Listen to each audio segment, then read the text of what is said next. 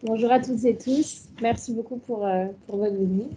Merci à mes collègues organisatrices et au comité scientifique de nous permettre de faire ce colloque qui a déjà montré ce matin à quel point il était passionnant. Je suis très honorée de modérer cette table. C'est pas prévu, mais je suis très contente de le faire. Et on va aborder la notion de genre à travers donc la littérature et la photographie. On aura tout d'abord la joie et l'honneur d'écouter Alexia Grelot, qui est donc professeure d'espagnol agrégée à l'Université Paris-Nanterre, rattachée au CRIA, plus spécifiquement au HLH, donc Horizon des littératures hispaniques. Alexia a également donc, soutenu sa thèse en 2022 dans la même université. Elle était dirigée par Madame Caroline Lepage et a fait une thèse intitulée Construction et représentation des identités dans la poésie des femmes mapuche. Donc c'est un sujet sur lequel elle va développer un petit peu. Donc on l'écoute. Bonjour à toutes et à tous. Tout d'abord, merci au comité organisateur, à Inès, à Levana, à Pauline, à Sandrine, d'avoir accepté ma proposition aujourd'hui. Aujourd'hui, nous allons donc parler d'un recueil qui s'appelle donc Estancia Domestica. Ma conférence se nomme donc Estancia Domestica ou la suprématie de la casa, une approche poétique de la dialectique hégélienne du maître et de l'esclave. C'est vraiment une analyse littéraire. Donc, Estancia Domestica est un recueil de Mariela Malué, poète et psychologue chilienne mapuche de la génération milléniale. Sans doute qu'à la mention même de son origine culturelle, vous imaginez que son œuvre s'apparente à de l'ethnopoésie, liée souvent à la récupération du territoire ancestral ou à la spiritualité, ce qui, il est vrai, entrerait parfaitement dans le cadre de du colloque international d'aujourd'hui, Territoires et genres. Or, il faut savoir que la poésie mapuche, en raison de la grande diversité des profils des auteurs, dépasse largement les frontières thématiques et stylistiques qu'on attribue généralement au premier abord à la littérature écrite par les peuples natifs d'Abya Yala. Celle de Mariela Malué en est un parfait exemple. Sans doute en raison de conflits identitaires liés à son auto-identification, en tant que Mapuche, conséquence d'une politique d'acculturation, de déculturation, d'assimilation et de discrimination externe et interne à la propre communauté Mapuche, l'univers poétique d'Estancia y Domestica se construit en dehors de ces canons. En 2017, à la question « Cuando la lea, tengo que leerla como un autor mapuche o exclusivamente como un autor neutro ?» Malué répondait, excusez-moi, je n'ai pas traduit mes citations. Hablamos con Fernanda Moraga y me decía, ¿eres mapuche? Y yo decía, no sé, llorando. Nunca crecí en el campo y discutíamos sobre cómo ser mapuche en la ciudad, si es solamente un apellido o cómo se conecta con la escritura, con linaje finalmente. Es como ser una winca, donc un conquérant si vous voulez, para los mapuche y para los blancos también soy un poco mapuche. Pero sí creo que en esta grieta sí que hay una identidad, esa construcción ya es forma como de pararse en el mundo. Bien qu'elle abonde dans le sens des théories postcoloniales de Babaomi qui voit dans ces espaces interstitiels de l'identité un terrain à l'élaboration de ces stratégies du soi, singulier ou commun, qui initient de nouveaux signes d'identité, Malué ne se définit pas en tant que poète mapuche. Se revendiquer poète mapuche reviendrait selon elle à usurper l'identité traditionnelle de ce peuple auquel pourtant elle est liée par le sang. En revanche, elle se revendique volontiers comme une poète femme, puisqu'elle place les femmes au centre de son œuvre Estancia y Domestica. Son écriture peut d'ailleurs être caractérisée de différentialiste, c'est-à-dire pensée depuis la différence sexuelle. Je cite, Quiero que me lean como una autora. Creo que hay un estatuto de lo femenino que no digo que coincida necesariamente con algo biológico ni con algo físico. Creo que lo femenino es algo político, es una postura también, y como postura tiene que ver con la relegación que ha tenido todo el tiempo. Me parece importante y fundamental tomarlo y erigirlo. Tal como lo mapuche ha sido desde esta diferencia, desde ese lugar otro, diferente, me parece que el lugar de la mujer, de lo femenino, insisto que no tiene que ver con tetas y vaginas, sino que con lo homosexual, con lo LGTBI también, esa diferencia como que siempre ha sido diferencia en tanto inferioridad. Pour Malué, la portée politique de l'écriture femme repose sur le fait qu'il s'agit de sujets pensés depuis la différence et l'infériorité, qui prennent la plume et se définissent. Cette réflexion se nourrit des Subaltern Studies de Gayatri Spivak, pour qui la seule manière de produire ce discours est d'insérer le subalterne en tant que subalterne dans le circuit de l'hégémonie. La portée politique qu'elle accorde à sa poétique a bien évidemment attrait à la cause féministe, ou aux causes féministes plutôt. Je cite, « No sé qué es ser mujer, pero soy mujer. Y desde ahí quiero que todo lo que yo pienso esté ahí, luche y se reivindique y se haga un lugar, no igual ni mejor, sino un lugar. Si puedo hacer algo por la escritura, lo voy a hacer. Y como lugar estético también me parece interesante y con humildad también, con sencillez. Nunca negaría que no escribo desde el feminismo. Son como esas microluchas, micropolíticas, micropoéticas.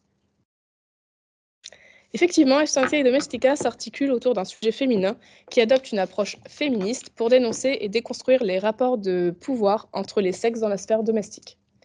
Comme le suggère la couverture du recueil que l'on peut voir ici, représentant un plan en 3 dimensions et en contre-plongée d'une maison vide, ce texte est le fruit d'un travail poétique sur l'espace, construit autour d'une métaphore filée qui présente un sujet féminin enfermé et esclavagé par et dans la casa.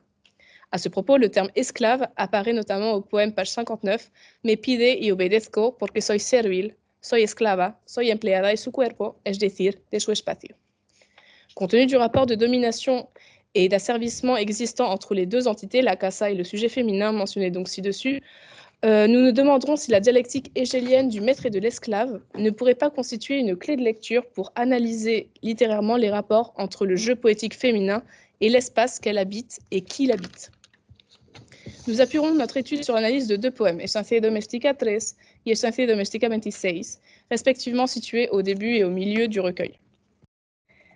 Et donc, on va les traiter dans 2 parties distinctes, à savoir l'être pour l'autre et l'être pour soi, dans l'esclave et le maître, et dans une seconde partie, l'éveil de la conscience servile de la servie.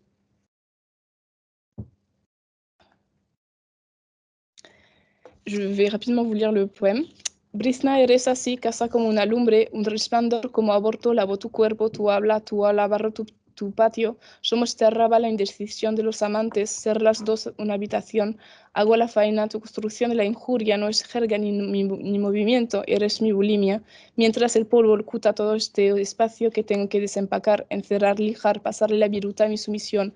Y ya me duelen los ojos, me sirvan de tanto cloro tu voz al insomnio, el desorden, el error. Agrieto mis brazos, no es la vanguardia, yo sé, no es la sangre de mi raza tardía, lo que cae es la cera que voy a usar, no es mi lengua limpiando el parquete, sino su ritmo no, su ritmo del secreto no.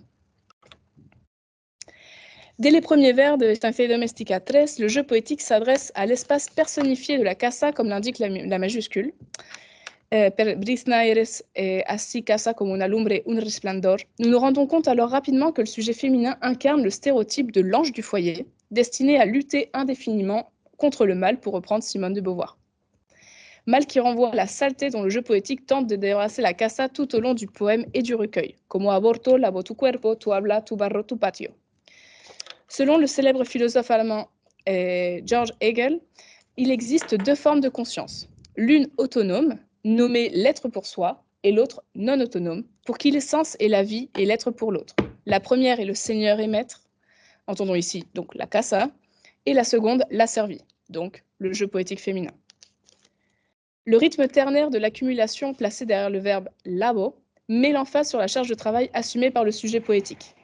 Par ailleurs, la mention à l'avortement transforme la crasse en une sorte d'entité vivante, sans doute une espèce de progéniture, fruit de l'interaction entre le jeu poétique et la casa. Plus précisément, elle est présentée sous forme de lumière, lumbre, resplendor, que le jeu poétique doit éteindre, laissant ainsi l'espace inerte, presque mort. En outre, la frontière tracée par l'usage de la première et la deuxième personne du singulier, marquant l'être pour soi respectif, s'efface au bénéfice d'une première personne du pluriel, provoquant la fusion entre le sujet féminin et la casa, ainsi que la mise en place d'un être pour l'autre. Je cite, Somos este arrabal la indecisión de los amantes. Image donc répétée au vers suivant, ser las dos, una habitación. La position finale de amantes fait écho à habitation et renforce l'idée selon laquelle les 2 sujets ne représentent en réalité qu'une seule entité, le couple. D'une certaine façon, la voix poématique perd son individualité, son être pour soi, et se confond dans le corps de la casa. De plus, l'effondrement de ces barrières identitaires se trouve renforcé formellement par une absence totale de ponctuation. La casa, comme espace animé, semble s'incruster dans le cœur du texte par la disposition des vers de façon décousue sur la page, comme le montre le vers 5 et 6. Et on peut le voir également dans l'insertion de grands espaces internes, dans Encerrar, lijar, pasarle la viruta a mi sumisión, qui ressemble à des couloirs, ainsi que sur la réduction du nombre de majuscules vers 10 à 16, ou encore par la modification de la police de certains verbes comme agrieto mis brazos en italique. En bref, la structure du poème se trouve bouleversée à l'image d'une maison désordonnée.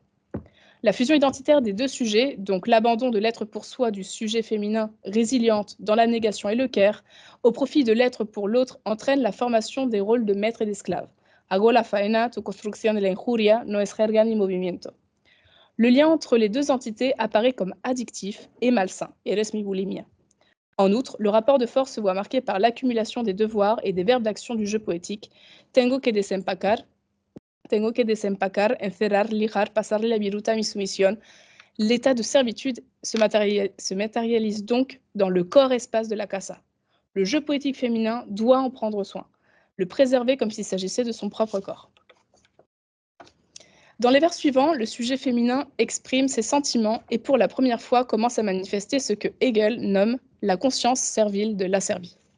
Il considère que la servitude de l'asservie deviendra bien au contraire dans son accomplissement le contraire de ce qu'elle est immédiatement. Elle entrera en elle-même en tant que conscience refoulée en soi et se renversera en autonomie véritable. Effectivement, le sujet poétique transmet ses sensations sur une sensation qui jusque-là n'était que simplement décrite. Y ya me duelen los ojos, me silban de tanto cloro tu voz. La poète se sert ici de la figure de la synesthésie pour montrer que la douleur infligée par la casa pénètre chaque pore du jeu poétique et saisit sa vue, son ouïe, son odorat. Le rythme s'accélère. On passe de vers en art majeur à des vers en art mineur. Un hexasyllabe, un pentasyllabe, puis un tétrasyllabe. Tu voz al insomnio, el desorden, el error. La syndète présente dans ces trois vers donne l'impression d'une élocution entrecoupée ou d'un discours incomplet.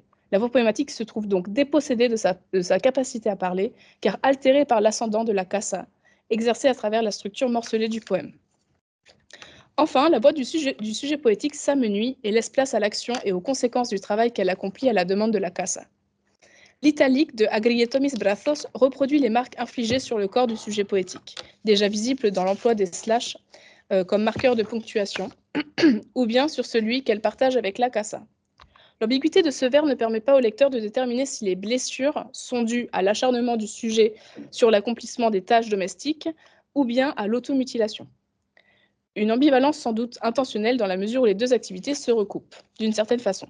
On se souviendra de ce que disait Simone de Beauvoir à propos du ménage comme une fuite, une forme de sadomasochisme, où la femme s'acharne contre les objets et contre soi. De fait, la strophe suivante brouille les frontières entre ces deux formes de frénésie, offrant une dimension encore plus sombre au poème. Changé en cire, le sang témoigne de la réification du sujet féminin. No es la sangre de mi raza tardía la que cae es la cera que voy a usar. Il perd son humanité et se transforme en produit, en matière non seulement destinée à embellir la casa, mais à effacer les barrières des corps.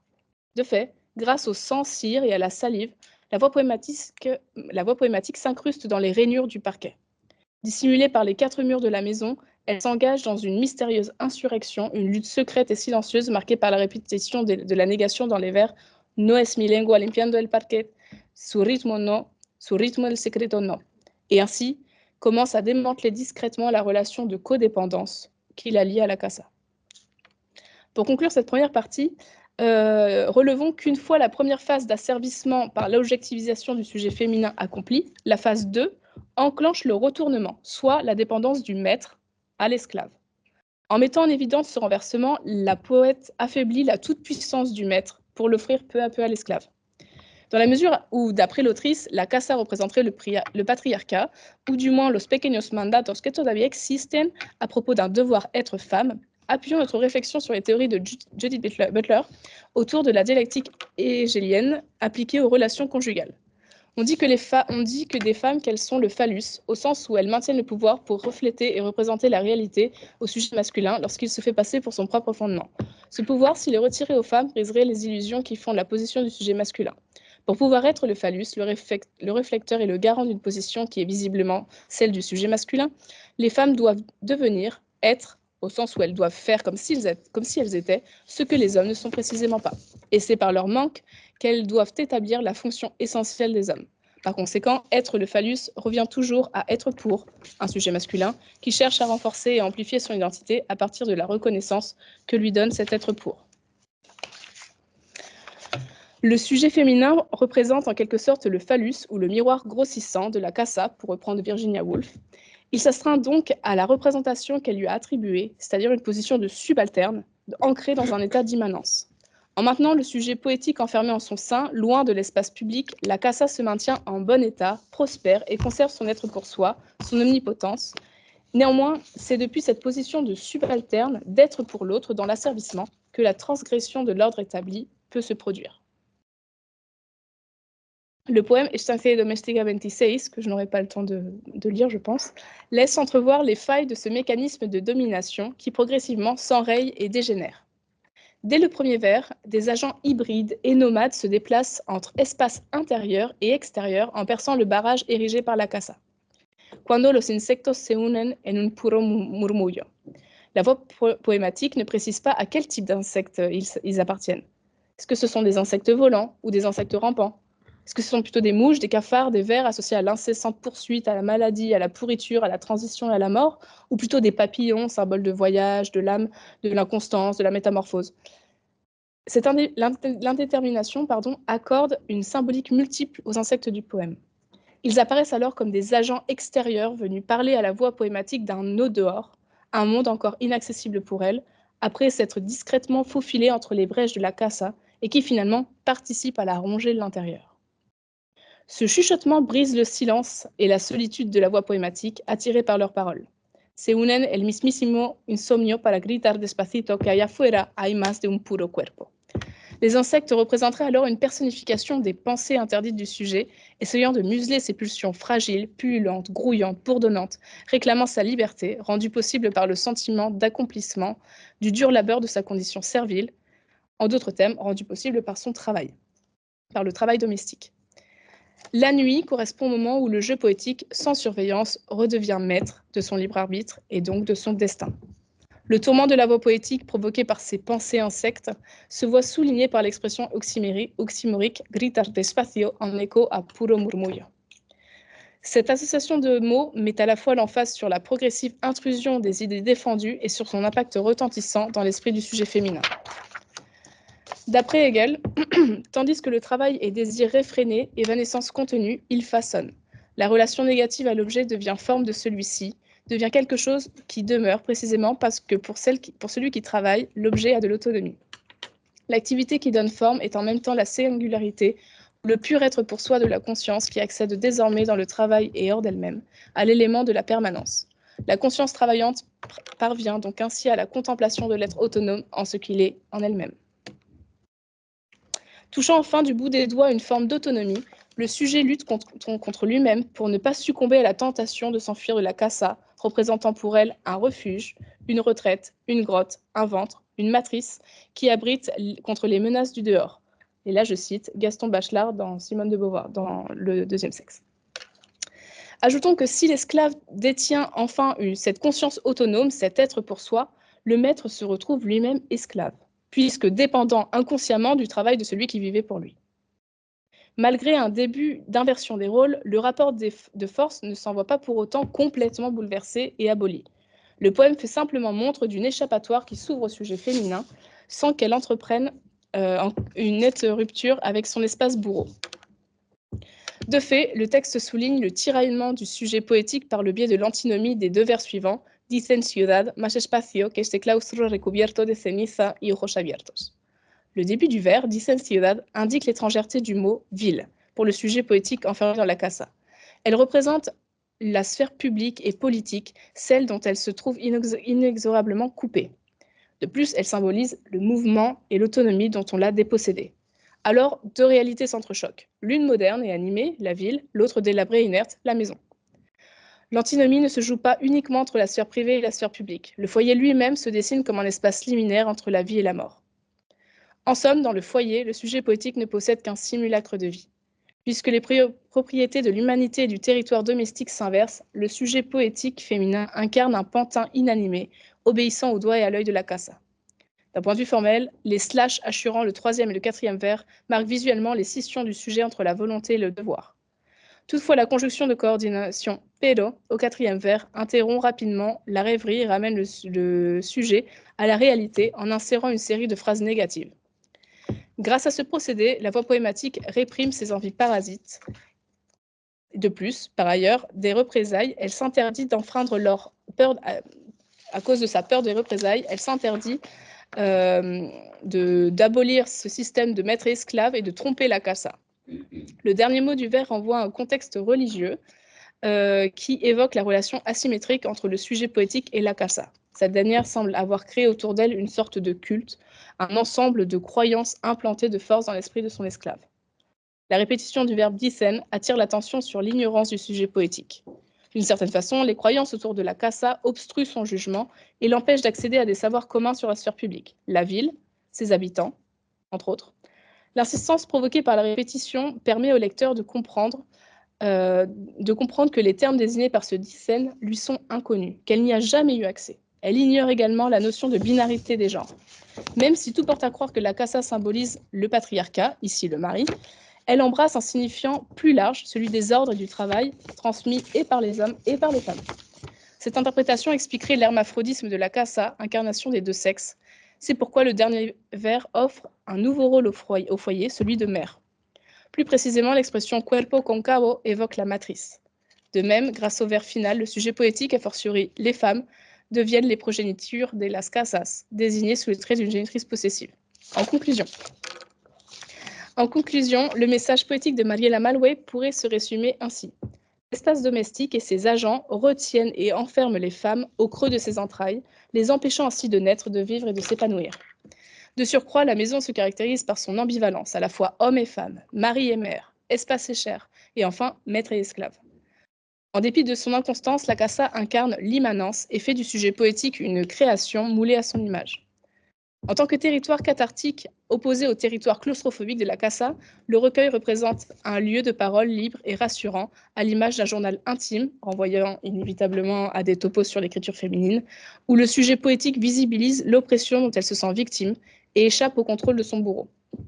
La dialectique hégélienne du maître et de l'esclave appliquée à l'ensemble du recueil représente un outil théorique pour mettre en évidence et remettre en question les mécanismes de domination entre les sexes, tout en envisageant son abolissement, rendant au sujet féminin sa liberté. Néanmoins, la suite du recueil ne propose pas une franche révolution du système imposé aux femmes, mais plutôt une mutinerie silencieuse de cette dernière. Estancia Domestica finit par placer sur le chemin du sujet poétique des agents de la casa et des adjuvants, son amant notamment, nommé figura de yeso, qui veut dire donc figure de plâtre, qui finiront par l'abandonner, mais qui par la douleur et le travail feront éclore en lui une véritable conscience servile de la servie. Le jeu poétique féminin se comportera alors de façon bien plus autonome dans sa volonté et ses désirs, puisqu'il semble enfin avoir acquis cet être pour soi. Et je cite, « No puedo obedecer a tus injurias sin vocablo, yo no puedo seguir diciendo que sí a tantas cosas ».